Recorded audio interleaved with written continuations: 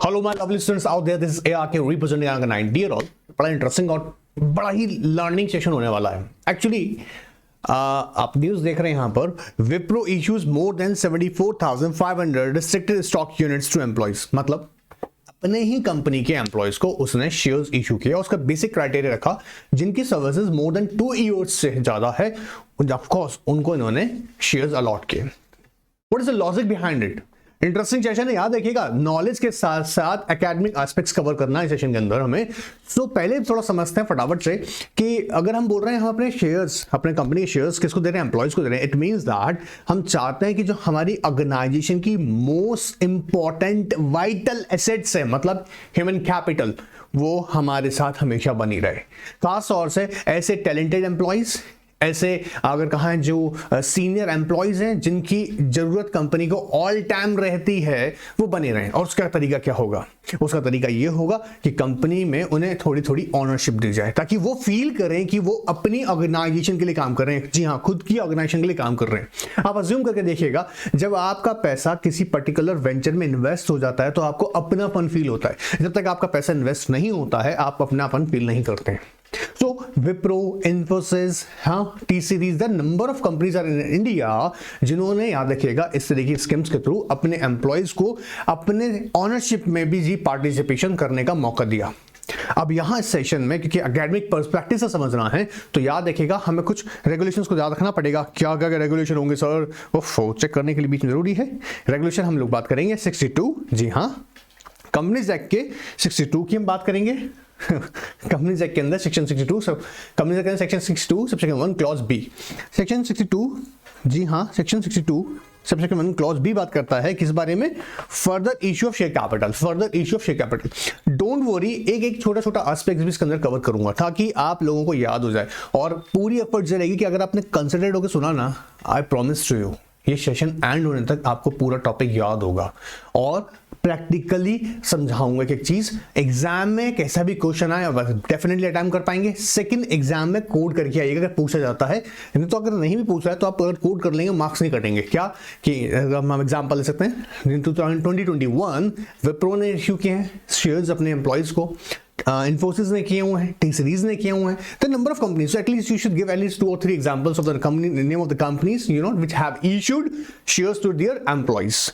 तो इसके लिए अगर रेगुलेटरी फ्रेमवर्क देखें तो देखिएगा, पहले हम समझते हैं एक बार फटाफट से, एक बार 2 बड़ी इंपॉर्टेंट बातें, जी हाँ, याद करा देंगे, not to worry about it. पहली इंपॉर्टेंट बात, अब अगर कंपनी ना शेयर इशू कर रही है किसको? एम्प्लॉइज को, तो इसके 2 तरीके हैं। या तो कंपनी क्या कर सकता है, इन शेयर्स को एम्प्लॉयज को देने के लिए 2 रूट यूज कर सकता है। एक कंपनी डायरेक्टली खुद भी कर सकता है, और एक ट्रस्ट क्रिएशन करके कर सकता है। कैसे कर सकता है? कंपनी डायरेक्टली खुद कर सकता है, ये ट्रस्ट क्रिएशन करके कर सकता है। रेगुलेटरी फ्रेमवर्क जो हम पढ़ने वाले हैं, इसमें सबसे इंपॉर्टेंट जो हमको याद रखना पड़ेगा, हम जरा 2 तरह से देखेंगे। ऐसा जो अनलिस्टेड पब्लिक कंपनीज हैं और लिस्टेड कंपनीज हैं। अच्छा, लिस्टेड कंपनीज और अनलिस्टेड पब्लिक कंपनीज, उनको दोनों को ही ना, ध्यान सुनना मेरी बात को, क्योंकि यहां पर प्रॉब्लम यह है कि रेगुलेटरी एस्पेक्ट्स भी हमें बहुत ध्यान से रखनी है माइंड में, ताकि हम एग्जाम में कोड करके आए। तो देखिए, समझो, section 62 section 1 clause B, read with rule number 12। अभी रूल 12 किसका है? Share capital and debentures rules 2014। Sir मैं भूल जाता हूं। नहीं भूलोगे भाई, सिंपल सी बात है, जब शेयर्स की बात हो रही है तो रूल भी कौन सा अप्लाई करना है? Share capital and debenture rules 2014। अब रूल नंबर 12 अगर बाई चांस एग्जाम में याद ना रहा है तो कोई बात नहीं, एटलीस्ट ऐसे तो लिख सकते हो ना, read with. Section 62 section 1 clause b किसकी बात करता है? Further issue of share capital, further issue of share capital. I hope मेरे बच्चों ने पढ़ा होगा, नहीं पढ़ा है सेपरेट अलग से डिस्कस कर लेंगे इसके ऊपर। आप चाहे तो रिक्वायरमेंट भेजिएगा, उस पर हम लोग अलग से क्लास और बना देंगे, not to worry about it. So हम कह रहे हैं further issue of share capital, section 62 subsection 1 clause B, जहां स्पेसिफिकली बात करता है कंपनी इश्यू कर सकती है शेयर्स किसको? अपने एम्प्लॉयज को, provided is required to compile with the rule number 12।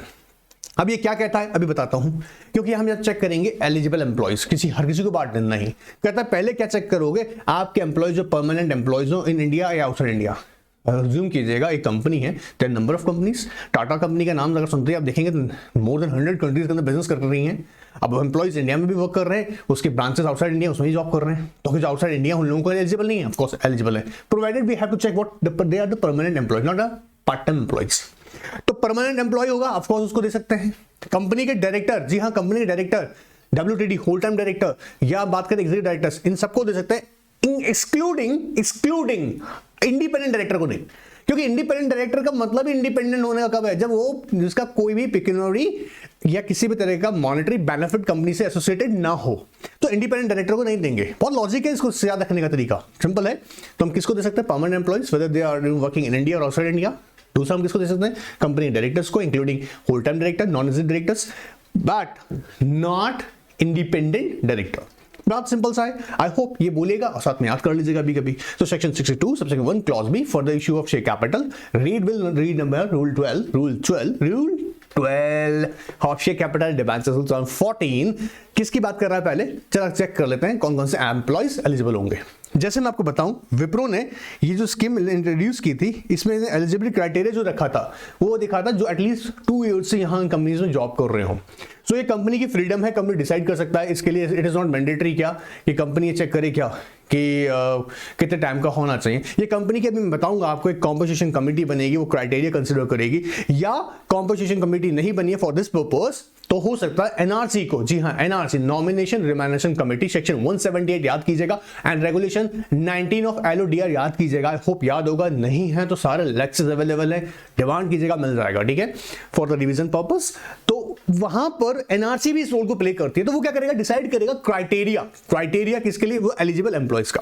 तो यहां जैसे मैंने बताया विप्रो ने डिसाइड किया था कि जिनके employees of course more than 2 years से वर्किंग कर रहे हैं कंपनी के साथ में, उन्हीं को एलिजिबल माना गया था।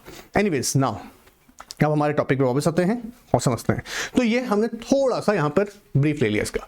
अब इंपॉर्टेंट बात सुनिएगा, अगर मान लीजिएगा कोई प्रेफरेंशियल अलॉटमेंट करिए, क्या करिए, प्रेफरेंशियल अलॉटमेंट शेयर्स, जिसमें एम्प्लॉयज को भी हमने कवर किया हुआ है, एम्प्लॉयज को समझ लीजिएगा, बहुत ध्यान समझिएगा, ठीक है। अब वहां हम बात करेंगे ICDR का, प्रेफरेंशियल अलॉटमेंट के अंदर हमने ICDR अप्लाई किया, तो कह रहा जहां ICDR अप्लाई हो गया वहां जो एक नया रेगुलेशन, जी हाँ इन्होंने प्रोवाइड किया हुआ है, क्या, सेबी, लिस्टेड एंटिटीज की बात कर रहा हूं, ठीक है, सेबी, ध्यान से रखिएगा, सेबी। अभी बताऊंगा सारा कि डायरेक्ट कैसे होगा, इनडायरेक्ट मतलब कैसे ट्रेस के थ्रू कर रहा है, वो सब हम कवर करेंगे अभी। तो हम थोड़ा सा रेगुलेशन ले लेते हैं। कहता है SEBI share based employee benefits regulation 2014। ये स्पेशली जब भी आप याद रखिएगा, शेयर बेस्ड बेनिफिट्स कह रहा है, शेयर बेस्ड एम्प्लॉय बेनिफिट्स, जैसे अलग अलग स्कीम्स हैं, बताऊंगा अभी कौन कौन से स्कीम्स हैं। तो अगर एज्यूम कर लेते हैं एक बार, किसी भी फॉर्म में कंपनी शेयर्स इशू करे, किसी भी स्कीम में, स्कीम क्या है अभी डिस्कस करते हैं।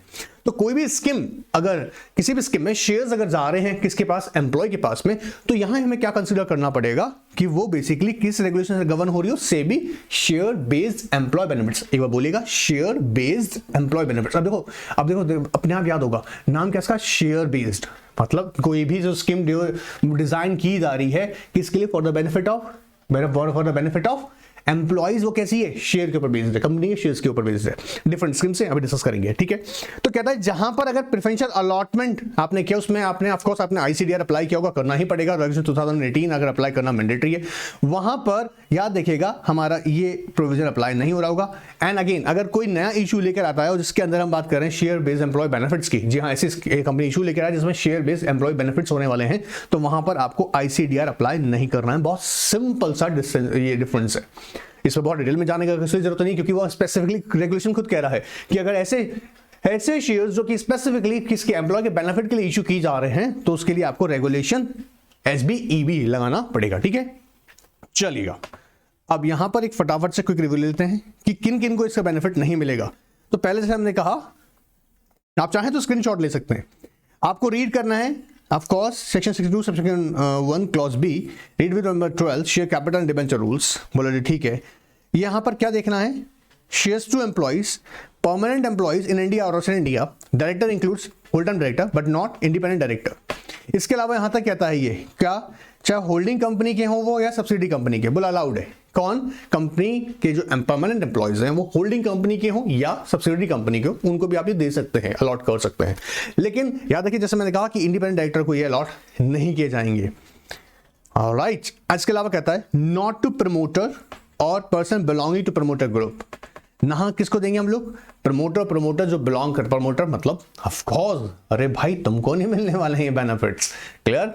बट अगर तुम स्टार्टअप हो, क्या स्टार्टअप हो, तो तुमको ना ये बेनिफिट मिल सकता है। स्टार्टअप होने तक के बेनिफिट्स आप एंजॉय कर सकते हो, मतलब क्योंकि स्टार्टअप को देखिएगा, स्टार्टअप को अगर आपको इकोनॉमिकली वाइबल बनाना है तो ऑफ कोर्स कहीं ना कहीं कॉर्पोरेट लॉज में कुछ रिलैक्सेशन देने होंगे, और ये आप जानते भी होंगे, कहीं आपने जगह पढ़ा भी होगा, इसके डिटेल में भी जाने की जरूरत नहीं है। स्टार्टअप पे ऑलरेडी मैंने बहुत डिस्कस किया हुआ है, मतलब क्लासेस के अवेलेबल नहीं है और मैंने बहुत डिस्कस किया है। सो आई जस्ट वांट टू से कि यहाँ इंपॉर्टेंट क्या है हमें देखना होगा कि जो बेनिफिट्स हैं, शेयर बेस्ड एम्प्लॉय बेनिफिट्स हैं, अगर स्टार्टअप कर रही है तो वहाँ प्रमोटर को दे सकता है, अदरवाइज प्रमोटर को ये वाला शेयर अलॉट नहीं करेंगे जो एम्प्लॉयज के लिए है, क्लियर। या प्रमोटर को नहीं देंगे, सॉरी, स्टार्टअप में दे सकते हैं प्रमोटर्स को, बट जनरली प्रमोटर्स को नहीं मिलेगा, या कोई भी person belong to promoter group. I hope promoter group उन सब पे छोटी छोटी एस्पेक्ट्स क्लियर होंगी, बट फिर भी मैं फिर बोल रहा हूँ आपको, अगर लगता है कि प्रमोटर ग्रुप क्या होता है सर, ये क्लैरिटी नहीं है, तो आप ऑफकोर्स मुझसे पूछेगा, है ना कि 9 के व्हाट्सएप पे, मैं आपको अलग से भी बताने की कोशिश करूंगा पूरा, क्योंकि प्रॉब्लम है सेशन में अगर बताऊंगा ना बहुत बड़ा हो जाएगा सेशन, और हमारी जो स्पेसिफिक बातें वो कवर नहीं हो पाएंगी, इसलिए जरूर पूछ सकते हैं आप, इसलिए घबराइएगा नहीं। ऑलराइट, नेक्स्ट कहता है नॉट टू डायरेक्टर्स और director and their relatives. Sir अभी तो आपने कहा डायरेक्टर को दे सकते हैं, रुको अभी तेरा ध्यान सुनना, डायरेक्टर रिलेटिव्स या combination of the director with any body corporate, अगर वो होल्ड कर रहा है more than 10% of equity shares, outstanding equity shares मतलब इशूड, आउटस्टैंडिंग इक्विटी शेयर्स का मतलब क्या हुआ? इशूड, कंपनी के इश्यूड शेयर कैपिटल के अंदर मोर देन 10% अगर डायरेक्टर अकेला या किसी रिलेटिव के साथ में या किसी बॉडी कॉर्पोरेट साथ में वो होल्ड कर रहे हैं, तो भाई आप भी एलिजिबल नहीं है, क्लियर एकदम। बट अगर आप स्टार्टअप का केस में हैं, जाओ एंजॉय करो, जब तक स्टार्टअप है जब तक आप ये बेनिफिट एंजॉय कर सकते हो। सो बेसिक मैंने यहां पे आपसे डिस्कस किया एम्प्लॉय स्टॉक ऑप्शन के बारे में, मॉड्यूल में पूरी तरीके से बात बताया हुआ है, अगर आप सही भी अगर समझ गए होंगे तो ये आप देखिएगा यहां पर स्क्रीनशॉट ले सकते हैं ताकि क्विकली आपको रिवाइज करने में हेल्प करे। ऑलराइट, नाउ अब हम चलते हैं हमारे स्कीम की तरफ। अच्छा, यहां एक है ना क्वेश्चन था, मैंने पहले भी बताया हुआ है कि difference between ESOP and static equity shares, simple सा डिफरेंस है। एम्प्लॉय स्टॉक ऑप्शन जब मैं पढ़ाऊंगा, अभी बताऊंगा आपको, एम्प्लॉय स्टॉक ऑप्शन जब स्कीम की बात करते हैं, बेसिकली इसमें क्या होता है देखिएगा, शेयर्स अगर कंपनी इशू कर रही तब भी या ट्रस्ट के थ्रू इशू कर तब भी एक वेस्टिंग पीरियड होता है। वेस्टिंग पीरियड का मतलब होता है, जैसे फॉर एग्जांपल 1 साल के लिए हमने कहा एम्प्लॉयज को कि भाई ठीक है, हम आपको 1 साल का वक्त दे रहे हैं स्कीम के अकॉर्डिंग कि आप अपने इन शेयर्स को जो हम आपको ऑफर कर रहे हैं, आप इसे एक्सरसाइज कर सकते हैं। एक्सरसाइज का मतलब होता है आप खरीद सकते हैं, ठीक है, एक्सरसाइज कर सकते हैं, कौन? एम्प्लॉय कर सकता है। तो अगर आज ये ऑप्शन ग्रांट किया गया है तो 1 साल के पीरियड के अंदर वो इसे परचेज कर सकता है, ठीक है। और इंटरेस्टिंग बात है कि लोअर प्राइसेस पे होगा, सारी अभी बातें डिस्कस करेंगे हम लोग। लेकिन स्वेट इक्विटी में क्या होता है? स्वेट इक्विटी के अंदर इमीडिएट कंप्लॉय के एम्प्लॉयज को दे रहे हैं, लेकिन इमीडिएट बाइंग हो जाएगी वहां पर, ठीक है, जैसे ही अलॉट किया गया ऑफ कोर्स वहीं पर वो खरीद लेगा। तो वेस्टिंग पीरियड यहां पर मेन डिफरेंस आता है, वेस्टिंग एंड एक्सरसाइज पीरियड, अगर हम उसको कंपेयर करते हैं स्वेट इक्विटी शेयर से। एनीवेज फर्दर देखते हैं। अब अलग अलग रेगुलेशन है, ये देखिएगा, जैसे अनलिस्टेड पब्लिक कंपनी में जैसे मैंने आपको बताया, इसको हम अप्लाई करेंगे, plus section 67 of companies act rule 16 debenture share capital, जो कि मैं आगे आपको डिटेल में डिस्कस करूंगा। अनलिस्टेड पब्लिक कंपनीज हैं ऑफ कोर्स। सो ये सब हम लोग सेक्शन अभी डिटेल में जाएंगे, डिटेल में समझेंगे।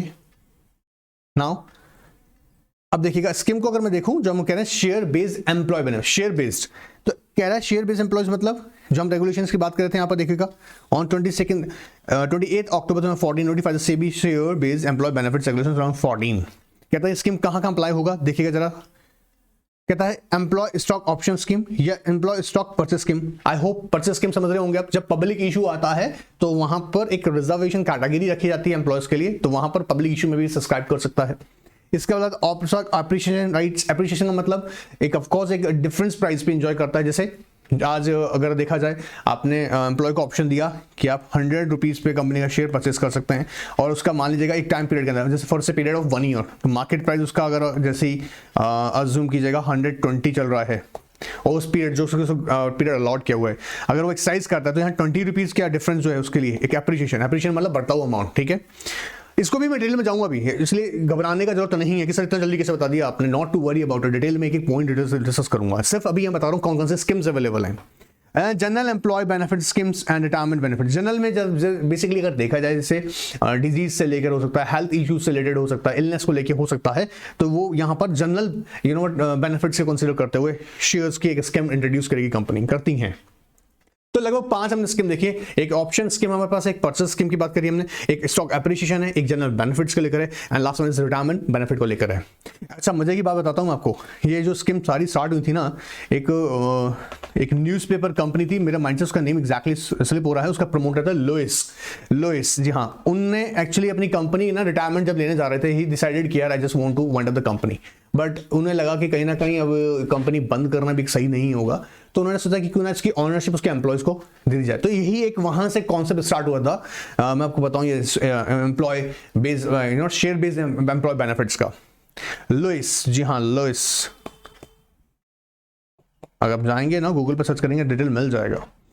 एनीवेज, अब देखते हैं जरा एक बार, जब हम स्कीम को देख रहे हैं तो हम स्कीम में कंसीडर करते हैं। देखो ध्यान से आ जाओ। SEBI's SBEB regulation 2014 shall apply to any company whose shares are listed on। अब देखिए स्पेसिफिकली, जैसे मैंने कहा भी आपको किस पे अप्लाई होगा, लिस्टेड कंपनीज के लिए। तो जिनके भी शेयर्स, कंपनी के शेयर्स लिस्टेड हैं RSE पर इन इंडिया, कैसे देखो, अगर वो चाहती है क्या, अपने एम्प्लॉय को किसी भी स्कीम में, ये जो 5 हमने जिस स्कीम डिस्कस करी हैं, देखिएगा स्कीम A B, बात नोट कर लीजिएगा, आपका मॉड्यूल में बहुत कमियां कर रखी हैं और लिखा नहीं हुआ नहीं है, और आगे कई सारी ऐसी आसपास आएंगी, एंड E, ठीक है। ये जो स्कीम्स यहां पर हैं, ठीक है, 5 स्कीम्स, अगर इन्हें आप इशू करना चाह रहे हैं तो कैसे देखिएगा, फॉर डायरेक्ट और इनडायरेक्ट बेनिफिट्स ऑफ एम्प्लॉइज। अब कोई भी शेयर्स के थ्रू कोई भी स्कीम इंट्रोड्यूस करी जिससे डायरेक्टली इनडायरेक्टली कंपनी को एम्प्लॉय को बेनिफिट हो रहा है। डायरेक्टली कंपनी इशू कर रहा है, डायरेक्टली इशू कर रहा है, मतलब कंपनी खुद कर रहा है या ट्रस्ट के थ्रू कर रहा है, ट्रस्ट क्रिएट किया हुआ है, अभी बताएंगे, ठीक है।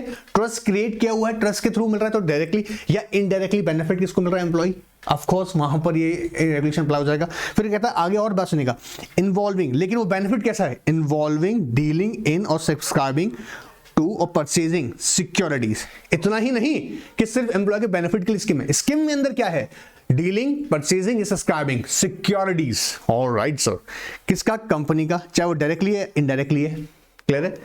या कह रहा है स्पेस एंड सेटिस्फाइंग डायरेक्टली और indirectly any of the following conditions. अब इसमें से कोई सी भी एक कंडीशन सेटिस्फाइड हो रही हो तो हम ये मान लेंगे कि वो जो स्कीम आप इंट्रोड्यूस कर रहे हैं वो shares based employee benefit scheme के रेगुलेशन के ऑफ कोर्स अंडर ही रेगुलेट होगी। जैसे scheme is set up by the company और any other company in its group, company कर रही है या उसके ग्रुप में कोई भी, जैसे फॉर एग्जांपल उसकी होल्डिंग या सब्सिडरी कर रही है या एसोसिएट कर रही है।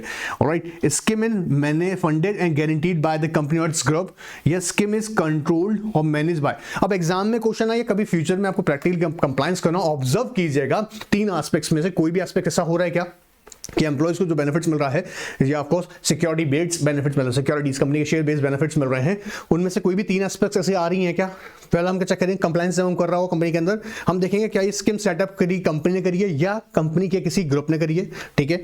दूसरा, अगर ऐसा नहीं है, कंपनी ने स्कीम सेटअप नहीं करी है, तो हम चेक करेंगे क्या, second, funded and guaranteed bye, funded और गारंटीड बाय द कंपनी, उसका ग्रुप कंपनी कर रहा है स्कीम को, ठीक है। एंड थर्ड हम क्या चेक करेंगे, अगर ऐसा नहीं है, सेकंड भी अप्लाई नहीं हो तो थर्ड चेक कीजिएगा, control, scheme is control and manage by, scheme में control and manage by company और ग्रुप। अगर ये हो रहा है, इन तीनों में से कोई भी एक कंडीशन अप्लाई हो रहा है, तो of course share based employee benefits regulation 2014 compile करना पड़ेगा। और क्या क्या एस्पेक्ट्स होंगी, आइएगा। अच्छा, यहां बोल रहा है नॉन एप्लीकेबिलिटी, जैसे यहां पे स्टार्टिंग में बोला, देखिएगा SBC 2014 shall not apply to shares issued to employees in compliance with the provision of preferential allotment as per of course, वहां अप्लाई नहीं होगा। एंड अगेन उल्टा भी समझेगा, अगर कहीं पर आपने कोई स्कीम SBC के थ्रू ऑफ कोर्स इशू की हो तो वहां पे ICDR अप्लाई नहीं करेंगे।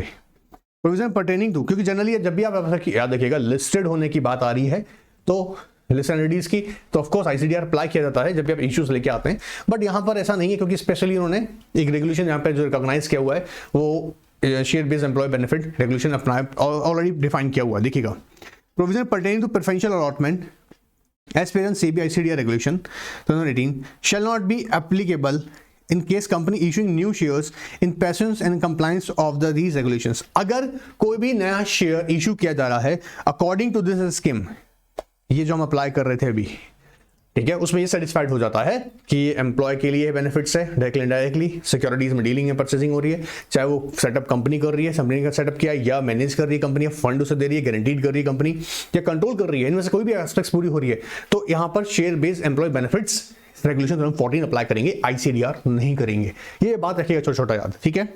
ऑलराइट सर, अब ये कुछ डेफिनेशंस दे रखी हैं, घबराना मत, डेफिनेशंस यहां नहीं बता रहा हूं, इसके अंदर एक एक को मैं आगे डिस्कस करके बताऊंगा। बस यहां जैसे मैंने आपको कहा, जो आपके लिए बहुत सुनने में अजीब सी लगेंगी, आपको ऐसा लगता है, जैसे जनरल एम्प्लॉय बेनिफिट स्कीम। अब देखो यहाँ पे स्कीम जो शेयर से रिलेटेड है वो किससे कॉन्टैक्ट कर रही है, देखो सीधे, purpose of employee welfare including health care benefits, hospital care और benefits, benefit in event of sickness, accident, disability, death, scholarship funds. ये क्या होगा, सारे जर्नल बेनिफिट्स, एम्प्लॉय के जर्नल बेनिफिट्स के लिए, ठीक है।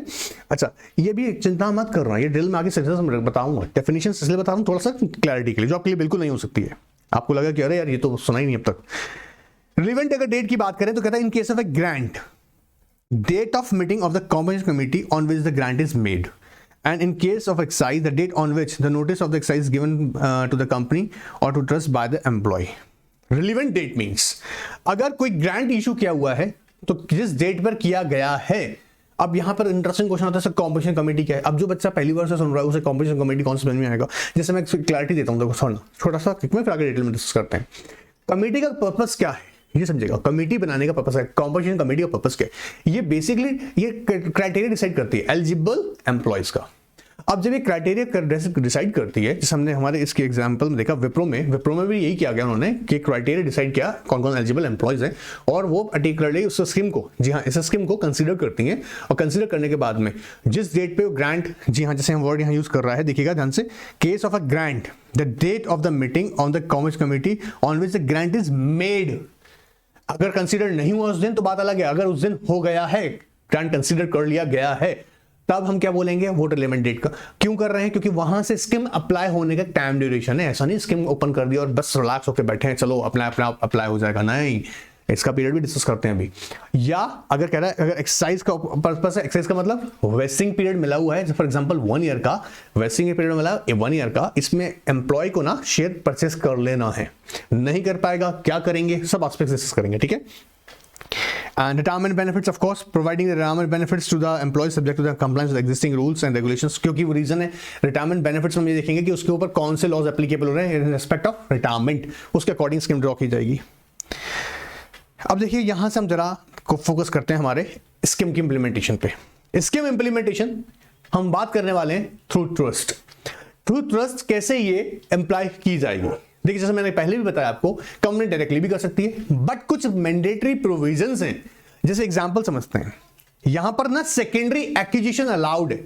सेकेंडरी एक्विजिशन अज्यूम करते हैं एक बार डेटा को, देखो ध्यान से सुनना, रट्टा नहीं मारना, पहले समझ लेना, फिर रट्टा भी मार देंगे एग्जाम में लिखने के लिए, लेकिन पहले समझेंगे हम, हमारे काम भी तो आना ही। अज्यूम करते हैं कंपनी ABC लिमिटेड है, अज्यूम कर रहे हैं, ठीक है। अब ना ये अपने एम्प्लॉयज को शेयर्स देना चाहती है, बोलो ठीक है अब दे दो। अच्छा, अब अगर ये डायरेक्टली न्यू शेयर्स दे रही है तो कोई प्रॉब्लम नहीं है, लेकिन अगर यही क्या कर रही है, अपने एग्जिस्टिंग शेयर्स को क्या करेगी, परचेस करती है, और फिर अपने एम्प्लॉयज को मान लीजिएगा, है ना, ट्रांसफर करती है।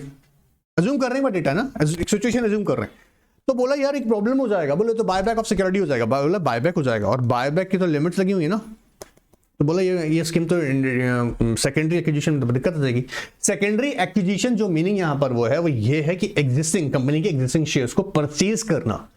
एग्जिस्टिंग शेयर्स आप समझते होंगे, प्राइमरी जब फर्स्ट टाइम इशू आ रहा है तो सब प्राइमरी कहते हैं, और जब वो शेयर्स ट्रेड होने लग जाता है स्टॉक एक्सचेंजेस पे, RSE पे, स्टॉक एक्सचेंज पे, तो हम बोल रहे हैं सेकेंडरी एक्विजिशन। अब सबसे बड़ी प्रॉब्लम ये आ गई कि कंपनी डायरेक्टली कैसे करे, तो इस स्कीम को याद रखिएगा, जब वो सेकेंडरी एक्विजिशन में जाना होता है तो वो थ्रू ट्रस्ट अप्लाई करती है, क्योंकि कंपनी खुद बाउंड है by the regulations of buyback. अब ध्यान से समझते देखिएगा, अ कंपनी में इंप्लीमेंट स्कीम इधर डायरेक्टली और by setting up irrevocable trust. आप जहां हो पढ़ा होगा आपने, ट्रस्ट का नेचर पढ़ा होगा। ट्रस्ट हम जनरली दो तरह के देखते हैं, जिसमें हम देखते हैं पब्लिक एंड प्राइवेट ट्रस्ट, फिर उसके हम नेचर को देखते हैं ट्रस्ट में, जिसमें हम देखते हैं कौन सी चीज होती है, रिवोकेबल एंड इररिवोकेबल। इस केस में ट्रस्ट कैसी रहेगी? इन नेचर ऑफ इररिवोकेबल, मतलब जिस पर्पज से बनाई गई है उस पर्पज के अचीव होने तक उसे रिवोक नहीं किया सकता, कैंसिल नहीं किया सकता है, ठीक है। ऑलराइट, सो क्या कह रहा है? अ कंपनी में इंप्लीमेंट स्कीम ईदर डायरेक्टली और by setting up irrevocable trust, however if scheme is to be implemented through a trust, देखिए यहां पर वर्ड यूज कर रहा है through a trust. If a scheme is implemented through a trust, the same has to be decided upfront. Upfront मतलब होता है in advance, पहले से करना पड़ेगा, बाद में कुछ भी नहीं करने के लिए कह रहे हैं, in advance, ठीक है। At the time of taking approval of the shareholders for setting up the scheme. अब आप कहेंगे सर अप्रूवल, जी हाँ, स्पेशल रेजोल्यूशन चाहिए हमें, शेयर होल्डर्स का स्पेशल रेजोल्यूशन चाहिए, जी हाँ। जब हम रेगुलेशन 62 सेक्शन 1 क्लॉज बी और रीड करते हैं रूल 12 के साथ में, तो वहां से याद रखिएगा विदाउट स्पेशल रेजोल्यूशन ये स्कीम इंट्रोड्यूस नहीं हो सकती। और आप बहुत सिंपल सा बात है, मालिक है कंपनी के, दूसरों को हिस्सेदारी देने जा रहे हो, कंपनी में हिस्सेदारी दे रहे हो दूसरों को अपना थोड़ा सा कंट्रोल देने जा रहे हो, बिना परमिशन दे दोगे क्या? नहीं। तो एग्जिस्टिंग शेयर होल्डर से आपको ऐसा पास करवाना होगा। तो क्या करना है? अगर ट्रस्ट के थ्रू इस स्कीम को अप्लाई करेंगे, first you have to take the share holders approval by passing special resolution. Sir कर देंगे, कोई दिक्कत नहीं है। If scheme is involve secondary acquisition और गिफ्ट और both, then it is a mandatory for a company to implement a scheme through trust. क्यों? Logic क्या है? एग्जाम में बन सकता है क्वेश्चन, अच्छा है, बोला लॉजिक क्या है कि सेकेंडरी एक्विजिशन में ट्रस्ट कीजिएगा। देखिएगा, a company is restricted to buy its own shares, however it may do so by extending finance to a trust to acquire its shares for the benefit of the employees। अब देखो यहां पर अगर trust create किया तो उसका specific यहां पे पर्पस पता होना चाहिए, क्या कि for the benefit of employees. ऐसा तो नहीं है कहीं पता लगा ये ट्रस्ट क्रिएट करके आप क्या कर रहे हो, ट्रेडिंग कर खेल रहे हो, और ट्रेडिंग करने के बाद में आप पता लगा prohibition of insider trading, take over, सारा गेम मचा रखा है, और एक आपने ना ट्रेडिंग मैकेनिज्म और एक इंस्ट्रूमेंट की तरह, जी हाँ, ट्रस्ट को क्रिएट करके आप क्या कर रहे हैं, एक इंस्ट्रूमेंट की तरह उसे यूज कर रहे हैं ताकि शेयर्स में मार्केट में आप तहलका मचा दें। पता नहीं, ऐसा नहीं होना चाहिए। Specifically for the benefit of employees ये स्कीम वो वर्क करेगी। Also in case of listed companies it is mandatory to implement a scheme through a trust as per the applicable SEBI regulation. Alright, तो यहां पर कह रहा है अगर आप सेकेंडरी एक्विजिशन करेंगे तो कंपनी को ट्रस्ट ही क्रिएट करना पड़ेगा। अब देखिएगा कि पॉइंट को देखते हैं, तो पहला आई होप क्लियर होगा। दूसरी पॉइंट देखते हैं, कंपनी, अच्छा अब है ना, चाहें तो यहां पर जैसे नोट कर सकते हैं, कैसे कर सकता है, कंपनी डायरेक्ट कर सकता है और कंपनी थ्रू ट्रस्ट करता है। अगर सेकेंडरी एक्विजिशन के थ्रू कर रहा है तो it is mandatory, company trust के थ्रू करेगा, ठीक है। अगर ट्रस्ट के थ्रू करता है so company in advance has to take the approval before taking approval of share holders, company has to decide what this scheme is going to be implemented by या through trust. Second कहता है अगर multiple schemes हैं, जैसे हमने देखा कि हमारे पास में मल्टीपल स्कीम्स हैं, जैसे फॉर एग्जांपल रिटायरमेंट बेनिफिट्स को भी लेकर है, हमारे पास जनरल बेनिफिट्स को लेकर भी है, हमारे पास स्टॉक एप्रिसिएशन स्कीम को लेकर भी है, और हमारे पास में स्टॉक ऑप्शन, जी हाँ, स्टॉक ऑप्शन स्कीम भी है।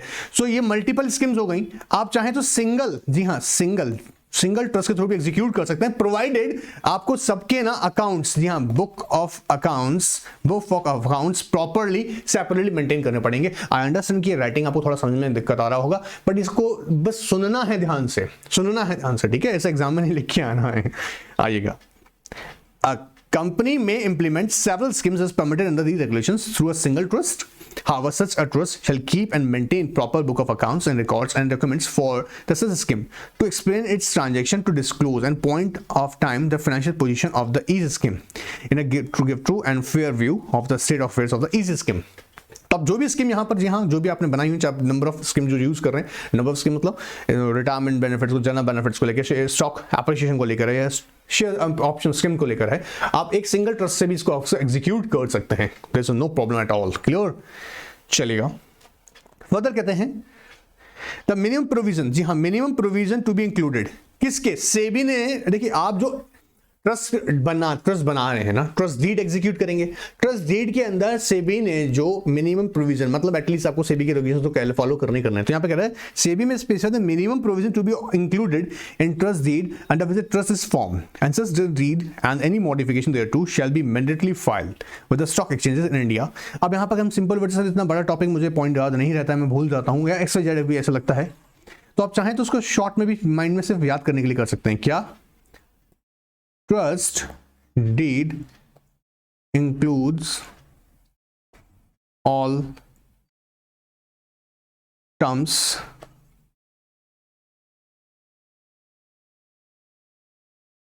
includes minimum minimum terms as specified by SEBI, and same shall be filed with concerned stock exchange। आ जाएगा। अब सर इसमें कीवर्ड्स अगर आप देखें तो ध्यान से, कीवर्ड्स इसमें यही है, minimum terms and trust deed and file the same with the stock exchange. इतना शॉर्ट नहीं लिखना है, मैं सिर्फ समझाने के लिए बोल रहा हूँ, ठीक है। Now who can not be appointed as a trust, ये बड़ा इंटरेस्टिंग सवाल है ये। कई बार सब क्वेश्चन में आ जाती चीजें। अब कंपनी के डायरेक्टर है कोई, KMPs हैं, प्रमोटर हैं, ऑफ प्रमोटर या KMP और director of holding company, subsidy company, offset company. क्या अगर क्या हो रहा है, डायरेक्टर, KMP या प्रमोटर, किसके समझते चल जाओ, कंपनी की या होल्डिंग कंपनी के या उसकी सब्सिडी कंपनी के या एसोसिएट कंपनी के। इन लोगों को कैसे बना दोगे भाई, ये तो इंटरेस्टेड पार्टी हो जाएगा ना। फेयर डीलिंग के लिए इन लोगों को अलग नहीं रख सकते हम लोग, अलग करना पड़ेगा। इन लोगों को आप ट्रस्टी नहीं बनाएंगे। मॉड्यूल के साइड में नोट कर लीजिएगा, इजी रहेगा चीजों को याद रखना, ठीक है। और बेनिफिशियरी होल्ड्स 10% और more of the paid up share capital of the company. बोला ऐसा कोई पर्सन है जो कितना, बेनिफिशियरी मतलब कोई मेंबर है और जो उसने होल्ड किया हुआ है क्या 10% और मोर से ज्यादा, तो उसको भी हम यहाँ पे नहीं बनाएंगे, ठीक है। क्या नहीं बनाएंगे, ट्रस्टी। हाँ, अब एक और इंटरेस्टिंग यहाँ पे बात करता है, अगर कोई इंडिविजुअल है या 1% कंपनी है, जी हाँ इंडिविजुअल है 1% कंपनी, वापस सुनिएगा, कोई इंडिविजुअल है जो आप यहाँ पे ट्रस्टी अपॉइंट कर रहे हैं, इंडिविजुअल को या 1% कंपनी को आप अपॉइंट कर रहे हैं trustee, in that case at least 2 trustee का जरूरत पड़ेगा। अदरवाइज कोई बॉडी कॉर्पोरेट है, तो एक सिंगल ट्रस्टी भी सफिशिएंट है। देखिएगा, हाउएवर वेयर इंडिविजुअल और 1% companies defined companies act 13 OPC are required as trustee, there shall a minimum of 2 such trustees. In case a body corporate entity is appointed as a trustee, then it may be sole trustee, अकेला भी sufficient है। लेकिन अगर individual है या OPC है तो at least आपको 2 ट्रस्टी आपको अपॉइंट करने होंगे। क्लियर है? आगे देखते हैं। अब ट्रस्टी के पास देखो मजे की बात है, ट्रस्ट जो क्रिएट किया उसके पास शेयर्स आ गए, फर्दर वो क्या for the benefit of employees allot करेगी, है ना। लेकिन अब ये नहीं क्या होगा कि शेयर्स किसके पास हैं, ट्रस्ट के पास है, तो वोटिंग राइट्स मिल जाएंगे। नहीं, वोटिंग राइट्स मिलेंगे, तुम तो बैंड बजा दोगे ऐसा। बोले नहीं, देखो यहाँ पे ट्रस्ट, क्योंकि देखो वोट एक्साइज होने का राइट है ना एम्प्लॉय के पास है। ओरिजिनल एक्चुअल जो पर्पस है ना, वो पर्पस किसके लिए, for the benefit of employee है। बात पकड़ में आ रहा है? यहां पर ट्रस्ट वोट एक्साइज नहीं करेगा। Trustee of a trust which is governed under these regulations shall not vote in respect of the shares held by such trust, so as to avoid any misuse arising out of exercising such voting rights। इसलिए यहाँ पे strictly बोला गया कि trustee को voting rights इस case में नहीं है। भले आप कहेंगे कि उसके पास शेयर्स है, बट नहीं, फॉर द, ये किसका पर्पस क्या था, for the benefit of employee. आप क्या कर रहे हो, आप वो शेयर्स लेकर आप, अच्छा वो क्योंकि एम्प्लॉय एक्सरसाइज करेगा ऑप्शन, तो उसका राइट है वोट करने का, ट्रस्ट का नहीं है।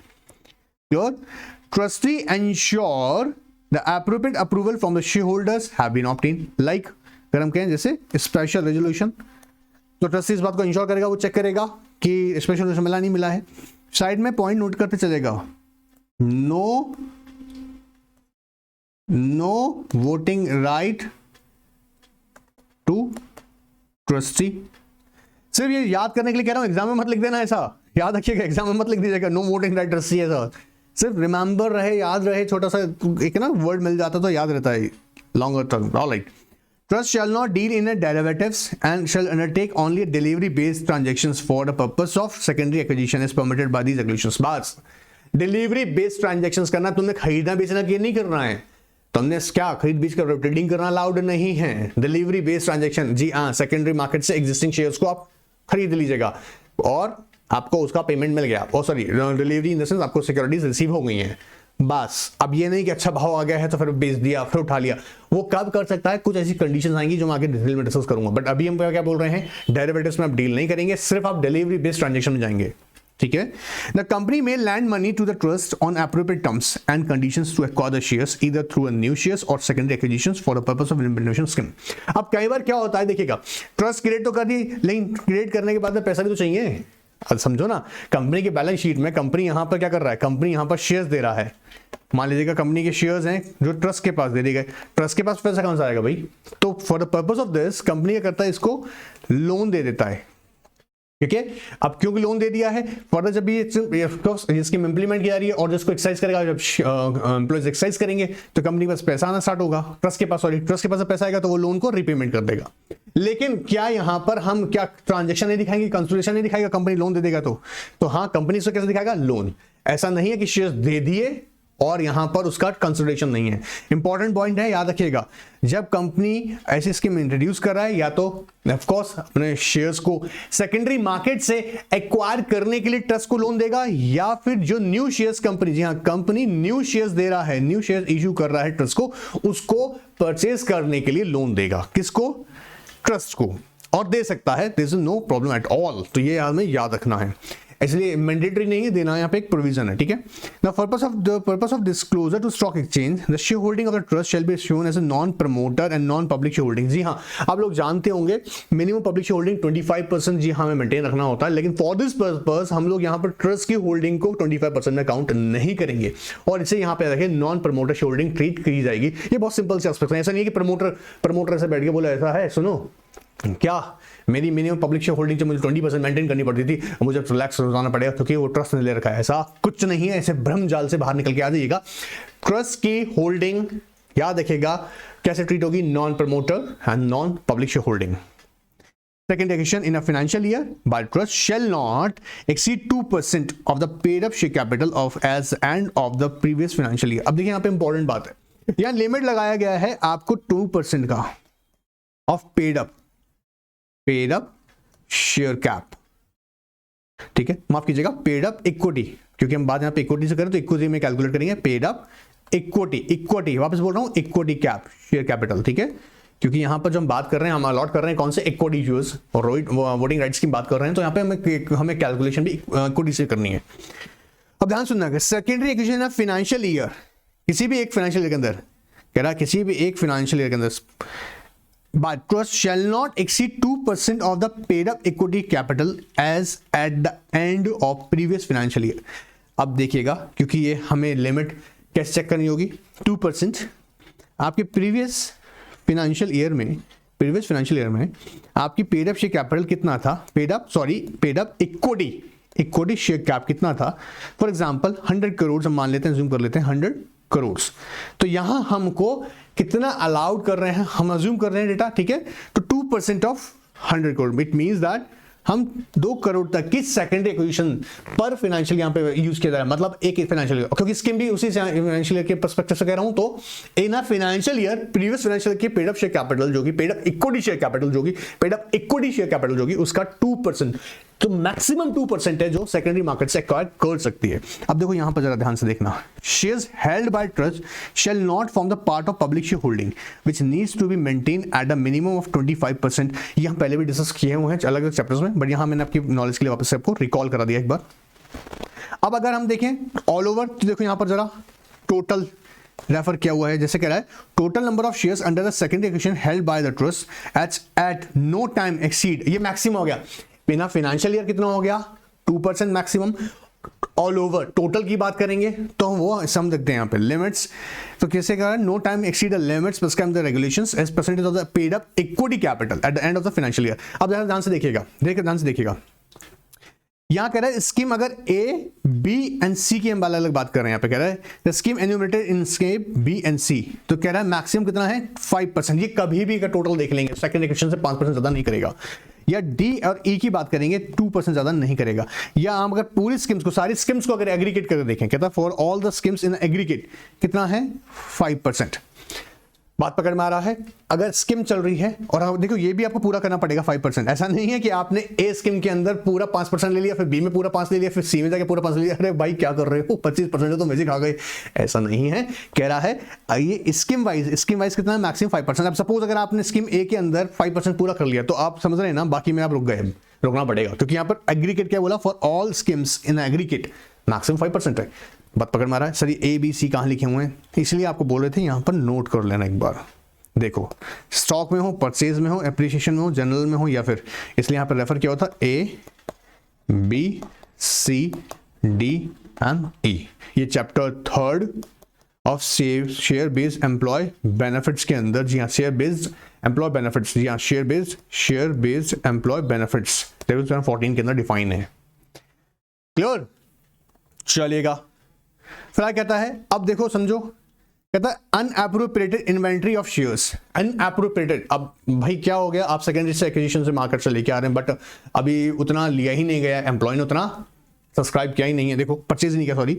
N appropriate inventory of shares which are not backed by the grants acquired through a secondary acquisition by the trust under A, B and C or C, these regulation shall be appropriated within a reasonable period which shall not extend beyond the end of the subsequent financial year.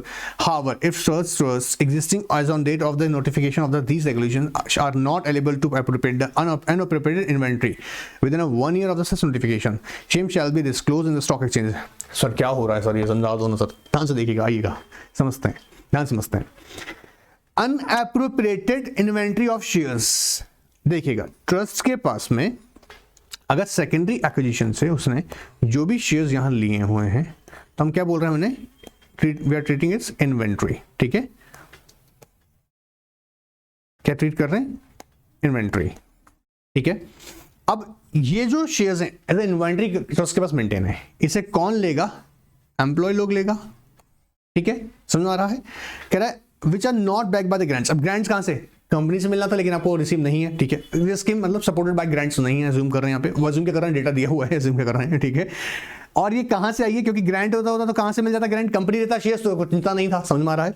लेकिन ये कहां से लिया हुआ है, shares secondary market से acquire किए हुए। ग्रांट में ना शेयर्स कंपनी देता है, लो ट्रस्ट बाटू। ठीक है, बात पकड़ में आ रहा है। ऑफ कोर्स वो लोन भी देता है इसके लिए, अगर, क्योंकि हम बात जब कर रहे हैं यहाँ पे, क्योंकि शेयर्स अपने ही शेयर्स खरीदवा रही है ट्रस्ट के थ्रू, लेकिन ट्रस्ट ने सेकेंडरी मार्केट से एक्वायर किए हुए हैं, ग्रांट नहीं है, डायरेक्टली शेयर से नहीं, कंपनी से नहीं मिल रहा है। अब क्या हुआ, scheme A, B and C, sir A stock option, B purchase और C एप्रिसिएशन। स्कीम बता रहा हूं, name of the scheme, shall be appropriated within a reasonable period which shall not extend beyond the end of the subsequent financial year। कह रहा है आपने इस साल अगर किया, सेकेंडरी मार्केट से एक्विजिशन किया ट्रस्ट ने, तो आपको नेक्स्ट ईयर तक उसे कंप्लीट कर देना है, मतलब। लेकिन however if such trust, implement कर देना मतलब एम्प्लॉय लोगों को मिल जाना है। ठीक है, कंप्लीट हो जाना चाहिए। If such trust existing as on the date of notification of these regulations are not able to appropriate to unappropriated inventory within 1 year of the such notification। अब ये कह रहा है कि जब स्कीम इंट्रोड्यूस किया गया, वो कौन सा, ये नोटिफिकेशन मतलब इस पर्पस के लिए जो अमेंडमेंट के बाद रखा गया, वो 1 साल में भी अगर नहीं कर पाता है, now same shall be disclosed to the stock exchange at the end of the period and then same shall be sold on the RSC where the shares of the company are listed within a period of 5 years from the date of notification of these regulations। अब अगर नहीं भी कर पाए आप 1 साल के अंदर और फिर भी आपका अनअप्रोप्रिएट रह जाती हैं, तो आप अपने इंटरेस्ट अपने पास बैठा के नहीं रखेगा इनको, उसे क्या कर देना है, RSC पर इन 5 years, विद इन 5 years, जी हाँ, नोटिफिकेशन से इसको सेल कर देने हैं। क्यों नहीं रखेगा, अदरवाइज फिर क्या हो जाएगा, हम स्टॉक ट्रेडिंग हो जाएगी। क्लियर, चलिए। Trust shall be required to hold shares acquired through secondary acquisition for a minimum period 6 months। देखो ये इंपॉर्टेंट है, trust shall be required to hold shares. ऐसा नहीं है खरीदा और बेच दिया, ऑफ कोर्स ऐसे प्राइस मैनिपुलेशन हो जाएगी। तो कहना क्या चाह रहा है, ऑफ कोर्स प्राइस मैनिपुलेशन जैसे सब समझ रहे हैं ना, पब्लिक शेयर्स के प्राइस में डिफरेंसेस, इमीडिएट फ्लक्चुएशन स्टार्ट होता है। तो कह रहा है आपको होल्ड भी करना है। Trust shall be required to hold shares acquired through secondary acquisition for a period of 6 months except where they are required to transfer in the circumstances enumerated in the regulations whether off market or on market platform of two stock exchanges। अब regulatory requirements अगर पूरी करनी है बात अलग है, otherwise आपको 6 months के लिए होल्ड करना है सेकेंडरी मार्केट से एक्वायर करके शेयर्स को। And trust shall be permitted to undertake off market transfer of shares. Off market transfer का मतलब जहां पर जिस शेयर्स ने जो जिस एम्प्लॉय ने अप्लाई किया डायरेक्टली उसको शेयर्स वो अलॉट करे जाएंगे। ऑफ मार्केट का मतलब जो ये ना अगर हम कहें ऑनलाइन ट्रांजेक्शन नहीं है ये, ठीक है, RSC का प्लेटफॉर्म पे नहीं है, इलेक्ट्रॉनिक ट्रांसफर नहीं है, ऑफ मार्केट जो बोल रहे हैं। ठीक है, of market shares only under following circumstances. बोल कब, ट्रांसफर टू एम्प्लॉइज, क्योंकि उसी की एम्प्लॉय बनाई थी, उसी के बेनिफिट के बनाई, तो हाँ उसको कर सकते हो, कोई इशू नहीं है। या व्हेन पार्टिसिपेटिंग ओपन ऑफर। अब प्रॉब्लम क्या आ गया, बोला यहाँ तो टेक ओवर हो रहा है या फिर बायबैक, डिलिस्टिंग, ऐसे केसेस के अंदर या existing of course exit offer दिया जा रहा है बाय द कंपनी, तब ये आ सकती है। जी हाँ, ये इंपॉर्टेंट पॉइंट है, छोटा सा लेकिन इंपॉर्टेंट है। तब वो पार्टिसिपेट कर सकती है। ठीक है, जब 6 महीने का वेट करने का जो तो नहीं है, समझो यहाँ पर trust shall be permitted to undertake off market transfer of shares only off the under following circumstances. बात पकड़ में आ रहा है, या तो एम्प्लॉय को दे रहा हो या टेक ओवर में पार्टिसिपेट कर रहा हो, बायबैक के अंदर जा रहा हो, या डिलिस्ट के अंदर जा रहा हो, या फिर एग्जिट अपॉर्चुनिटी एंजॉय कर रहा हो जो कंपनी ने दी होगी उसको। This is also important. आइएगा, trust shall not become a mechanism for trading in shares. बोला हाँ जी, क्वेश्चन आ सकता है एग्जाम में, याद रखेगा। क्या आप क्या कर रहे हैं? ट्रेडिंग मैकेनिज्म, मतलब आपने तो इंस्ट्रूमेंट बना लिया ट्रेडिंग करने के लिए। बोला ऐसा नहीं होना चाहिए।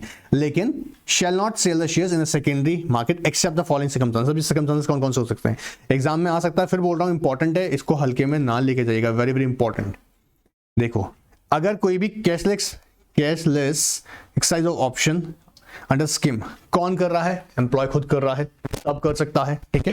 कैशलेस बात कर रहे हैं यहाँ पे, मतलब सर डिमैट के थ्रू ही ट्रांजैक्शन होगा, जिसके अंदर पेमेंट्स हम जानते हैं ना, जैसे चेक के थ्रू होता है, ठीक है, इलेक्ट्रॉनिक ट्रांसफर होता है, उसी के थ्रू होगा ये।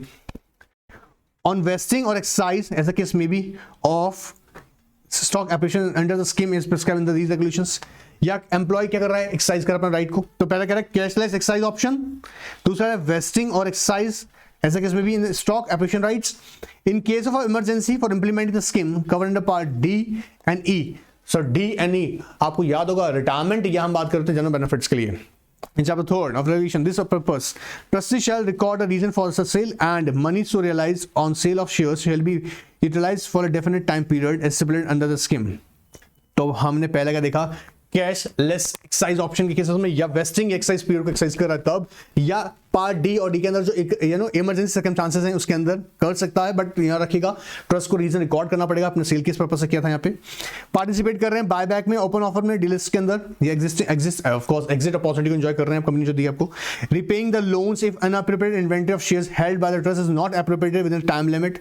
या winding of the scheme, of course scheme खत्म होने का आ गया है, आपके पास अनअप्रोप्रिएटेड है, ऑफ कोर्स अभी भी हैं तो भी आप कर सकते हैं। या लोन रिपेमेंट में, देखो यहाँ पे याद रखिएगा, लोन रिपेमेंट ये बहुत सिंपल से पॉइंट, बायबैक में हाईलाइट कर लीजिएगा, लोन रिपेमेंट्स के अंदर, ठीक है। या वाइंडिंग अप द स्कीम, या है based on the approval granted by the SEBI on applicants.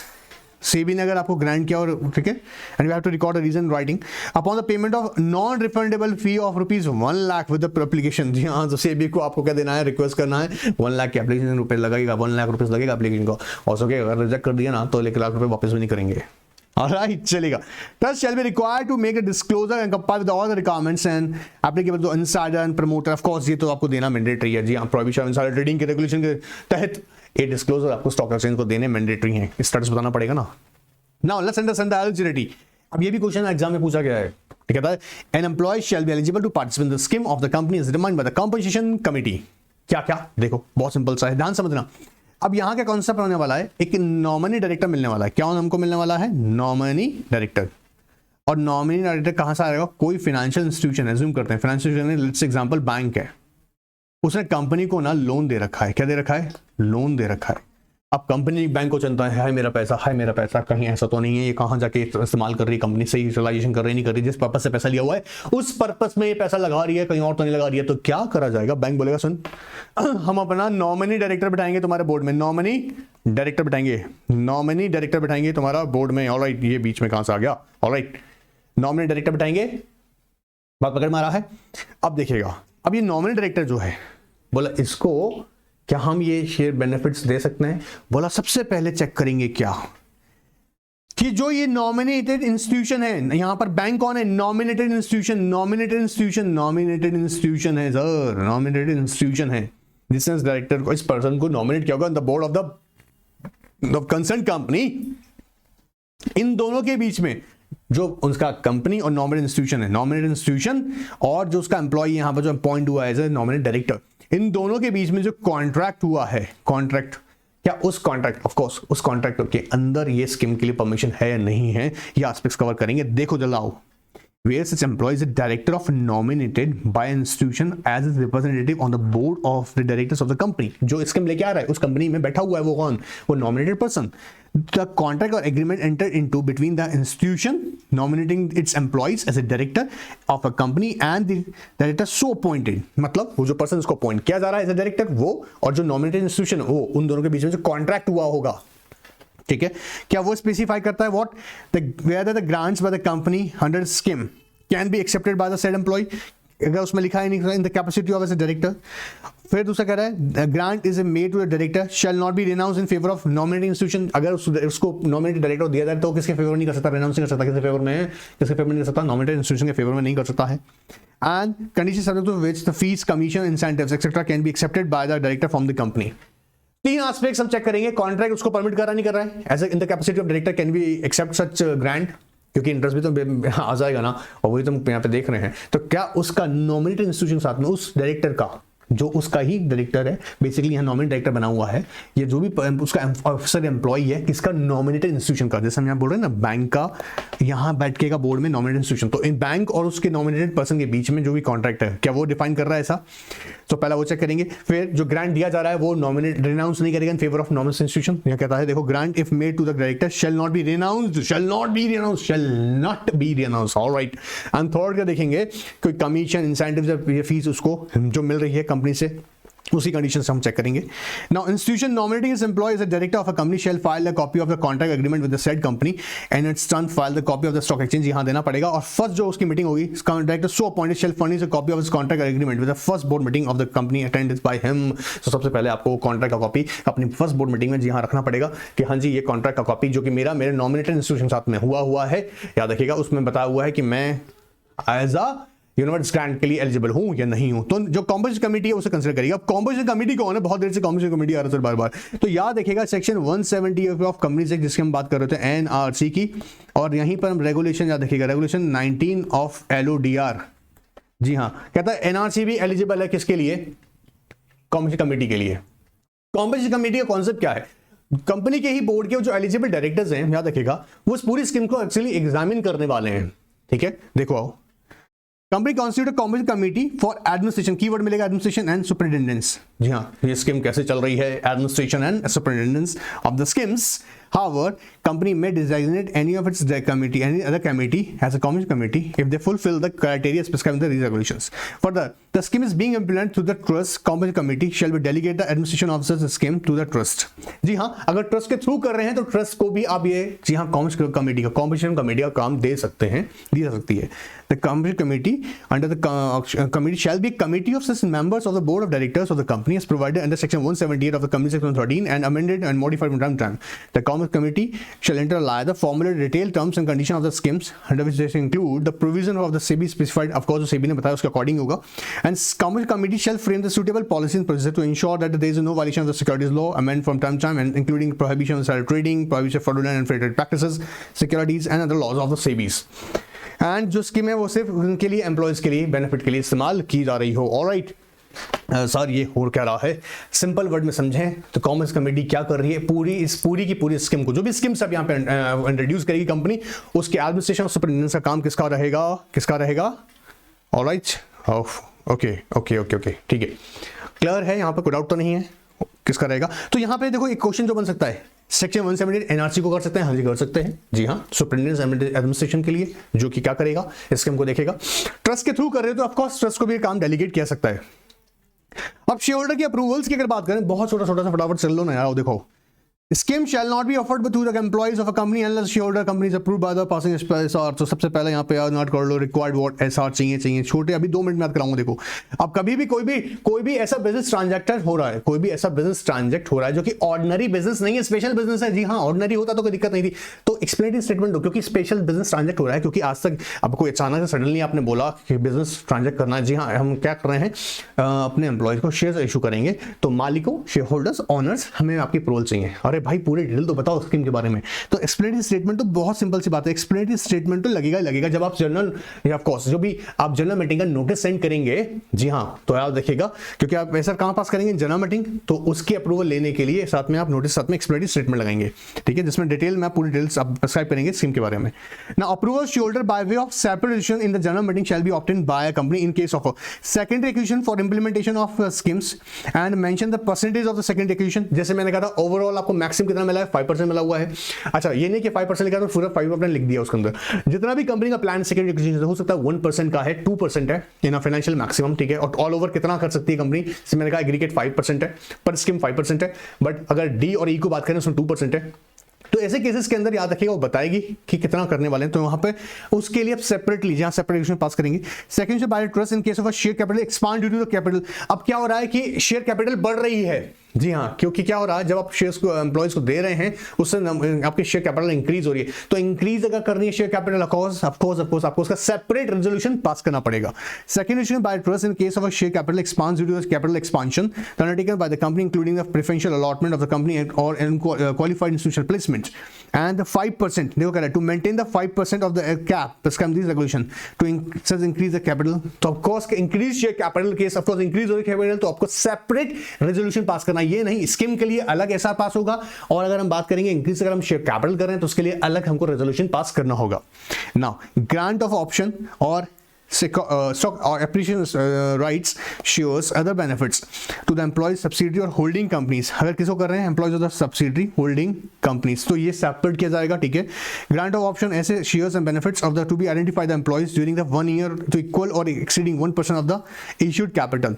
अगर उतना भी कर रहे हैं तब भी अगेन, तो यहाँ what I'm trying to tell you is in these cases you have to pass separate resolution, ये याद रखिएगा। वेरिएशन की बात करें, ये भी इंपॉर्टेंट टॉपिक है, छोटा सा देखिए, छोटा सा है लेकिन इंपॉर्टेंट है। Company shall not vary the terms of the scheme in any manner. पहली बात तो कहता है अलाउड नहीं है unless until there is a necessity of regulatory requirements. Regulatory requirements तो सेबी ने नोटिफिकेशन डाला, बोला नहीं ये टर्म चेंज करो, तब करना पड़ सकता है। देखो, SEBI shall not vary the terms and the schemes in any manner which may be detriment to the interest of the employees. However, ऐसा कर सकते हैं vary terms to meet the regulatory requirements. पहला तो अलाउड नहीं है, रेगुलेटरी रिक्वायरमेंट्स को fulfil करने के लिए कर सकते हैं। फिर कह रहा है अगर करते हैं आप, देखो कंपनी में by special resolution, company special resolution के थ्रू कर सकती है। अज्यूम कर लीजिएगा वेस्टिंग राइट है, एक्सरसाइज नहीं हुआ, वेस्टेड तो है, ट्रस्ट के पास है, अभी तक जो एम्प्लॉय उसने एक्सरसाइज नहीं किया, उसे खरीदा नहीं है, ठीक है, अपना राइट एक्सरसाइज नहीं किया है, तब भी बाय पासिंग एसआर, जी हाँ, स्कीम में वेरी कर सकते हैं, टर्म्स बदल सकते हैं, लेकिन याद रखिएगा अगेन वो किसके इंटरेस्ट में होना चाहिए, एम्प्लॉयज के। सो कंपनी में by special resolution in general meeting vary terms of the scheme offered person to the earlier resolution to the general body but not excise, not yet excise, याद रखिएगा, but not yet excise by the employees provided such variations is not prejudicial to the interest of the employees of course. तो पहला तो regulatory requirement के according आपको change करना पड़ रहा है तो कर सकते हैं, एसआर में भी कर रहे हैं, एसआर पास करके कर सकते हैं, प्रोवाइडेड वो एक्साइज नहीं कर लिया गया हो, अभी वेस्टिंग ही हो। दूसरा कहता है provision of share holder approval shall apply to the variation terms as apply the original grant of option of ऐसे और शेयर्स और द बेनिफिट्स ऐसे केस में भी, जैसे आपने ओरिजिनल पे किया था ना, सेम वैसे ही आप अप्लाई करेंगे यहाँ पे भी। And notice for passing a special resolution for variation of terms of the scheme shall disclose the full of course। अब इसके लिए आप क्या बनाएंगे, जनरल करेंगे, जनरल मीटिंग कॉल करेंगे, जनरल मीटिंग कॉल करेंगे तो क्या आप चेंज करने वाले हैं, वेरी करने वाले हैं, बोला इसका फुल डिटेल दो, ऑफ कोर्स यहाँ पूरा डिटेल देना पड़ेगा, एक्सप्लेनेटरी स्टेटमेंट लगाइएगा वापस, और आपको रीजन देना पड़ेगा, रेशनल्स देयरफॉर और डिटेल्स ऑफ द एम्प्लॉइज किसके लिए कर रहे हैं, उनके बेनिफिट्स क्या हैं, हुआ the beneficiary of such variations.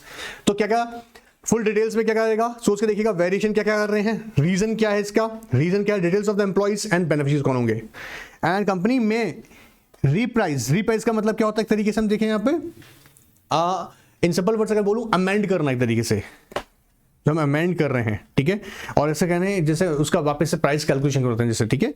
Company में रीप्राइज द ऑप्शन और ऐसे of course stock appreciation rights shares ऐसे केस में भी व्हिच आर नॉट एक्साइज वेदर और not have been invested if the scheme were rendered unattractive to the fall in the price of the shares in the stock market। अब ऐसा हो गया तो स्टॉक मार्केट में प्राइसेस क्या था वो पता लगा, डम नीचे आगे गिर गया और आपने प्राइसेस बता रखा कुछ और होता है ना, मार्केट में शेयर्स का भाव ऐसे चलता है फिर ऐसे भी जाता है।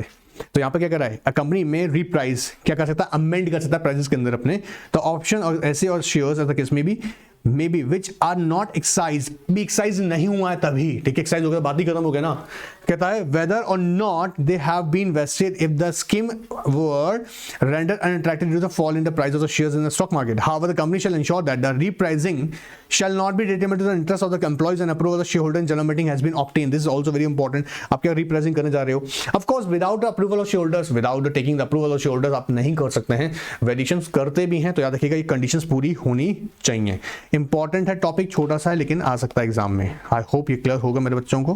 पहला रेगुलेटरी रिक्वायरमेंट को पूरा करने के लिए है, दूसरा एक्साइज अगर ऑप्शन नहीं किया तब आप क्लेम मिल सकता है, तीसरा ओरिजिनल टर्म्स को ही कंसीडर करते हुए करना होगा, चौथा आके अगर करते हैं तो आपको फुल डिटेल देनी पड़ेगी, और पांचवा क्या हो रहा है, अनअट्रैक्टिव प्राइसेस है, unattractive prices due to fall in the price of the shares, और वो ऑप्शन एक्सरसाइज नहीं किया गया है अब तक तो भी उसमें हम चेंज कर सकते हैं प्राइसेस में, but it requires what, approval. Now next is the winding of the scheme. Winding up scheme is being implemented by the company through a trust of course, या फिर excess monies or shares remaining with the trust after meeting of all obligations and shall be utilised for the repayment of loans or by way of the distribution to the employees as recommended by the commission committee. क्या कर रहे हैं, जब scheme wind up करने का बात आएगा तो ऑफ कोर्स ट्रस्ट के थ्रू अगर आपने इंप्लीमेंट की होती तो अब वाइंड अप कर रहे हैं, जितना भी मनी है, जी हाँ, पहले क्या कीजिएगा, लोन्स आपने कंपनी से लिए थे उसको रिपेमेंट में काम कीजिएगा, फिर भी अगर कुछ बचेगा तो ऑफ कोर्स डिस्ट्रीब्यूट हो जाएगा किसमें, अमंग द एम्प्लॉइज। और यहाँ पे जो कह रहा है कमीशन कमेटी इसको रिकमेंड करेगा। आई होप सेशन यहाँ तक ही रखेंगे क्योंकि बड़े सेशन नहीं बना रहे हैं, इतना भी सेशन काफी बड़ा हो गया आप लोगों के लिए। सो मैं चाहूंगा कि अगर कोई भी क्वेरी या डाउट रहेगा इस पर हम आगे डिस्कस कर लीजिएगा। NRK9 के व्हाट्सएप पे मुझे फटाफट भेज देगा अपनी कोई भी क्वेरी, आंसर करूंगा। और टेस्ट रेगुलरली अटेम्प्ट करते रहो। नेक्स्ट सेशन के लिए रेडी हो जाओ जहां पे हम बात करेंगे आगे के एस्पेक्ट्स को। तब तक के लिए गुड बाय, टेक केयर।